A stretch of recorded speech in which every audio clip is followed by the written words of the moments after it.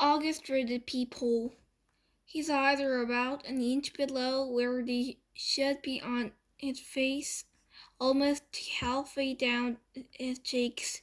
They slant downward at an extreme angle, almost like diagonal slits that someone cut into his face, and the left one is noticeably lower than the right one. The bulge outward because his eyes cavities are too shallow to accommodate them. The top eyelids are always halfway closed, like he's on the verge of sleeping. The lower eyelids sag so much they almost look like a piece of invisible string is pulling them downward. You can see the red part of the inside, like they're almost inside out. He doesn't have eyebrows or eyelashes. His nose is disproportionately big for his face and kind of flashy. His head is pinched on his sides where the ears should be, like someone used giant pilers and crashed middle part of his face. He doesn't have cheekbones. There are deep creases running down both sides of his nose to his mouth, which give him a waxy appearance. Sometimes people assume he's been burned in fire. Its features look like they've been melted, like the drippings on the side of the candle. There are several surgeries to correct his lip have left few scars around her mouth, the most noticeable one being a gash running from the middle of his upper lip to his nose. His upper teeth are small and splay out. He has a severe overbite and an extremely undersized jawbone. He has a very small chin. When he was very little, before a piece of his cheekbone was surgically implanted into his lower jaw, he really had no chin at all. His tongue would just hang out of his mouth with nothing underneath to block it. Thankfully, it's fatter now. He can eat, at least. When he was younger, he had feeding tube, and he can talk. And he's learned to keep his tongue inside his mouth, though that took him several years to master. He also learned to control the drool that used to run down his neck.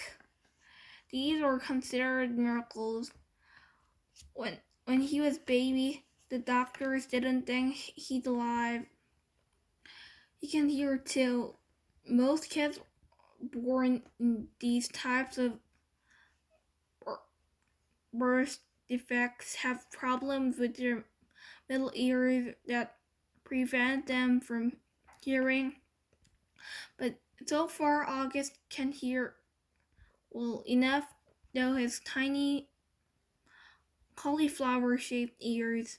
The doctors think that eventually he'll need to wear hearing aids, though. August hates the thought of this. He thinks the hearing aids will not get noticed too much.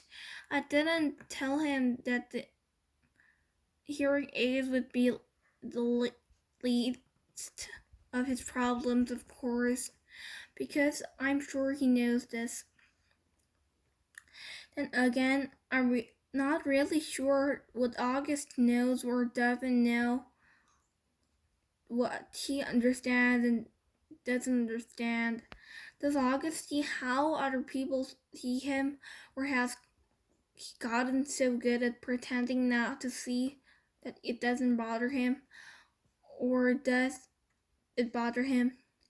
When he looks in the mirror, does he see the Augie and Mom and Daddy, or does he see the Augie everyone else sees? Or is there another August he sees, someone in his dream behind the mishap and has her face? Sometimes when I looked at Grants, I could see the pretty girl she used to be underneath the wrinkles. I could see the girl from Ipanema inside the old lady walk. Does August see himself as might have looked without the single gene that caused the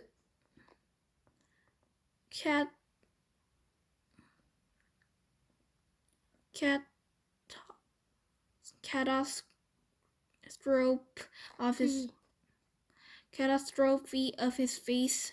I wish I could ask him this stuff. I wished he would tell me how he feels.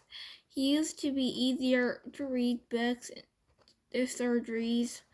You know that when his eyes squinted, he was happy. When his mouth went straight, he was being mischievous. When his cheeks trembled, he was about to cry. He looks better now, no doubt about that. But the signs we used to gauge his moods are all gone. There are new ones, of course. Mom and Dad can read every single one, but I'm having trouble keeping up.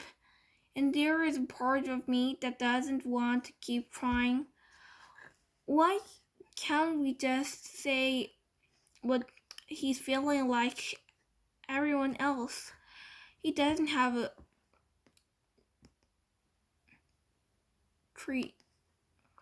Trixie tube in his mouth. Everyone that keeps him from talking.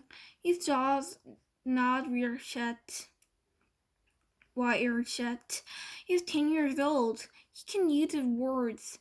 But we circle around him like he's still a baby he used to be. We change plans, go to plan B, interrupt conversations, go back on promise depending on moods, his whims, his needs, his whims, his needs. That's fine when he was little, but he needs to grow up now. We need to let him, help him, make him grow up. He's what I think. We've all spent so much time trying to make August think it's normal that he actually thinks he is normal. And the problem is, he's not.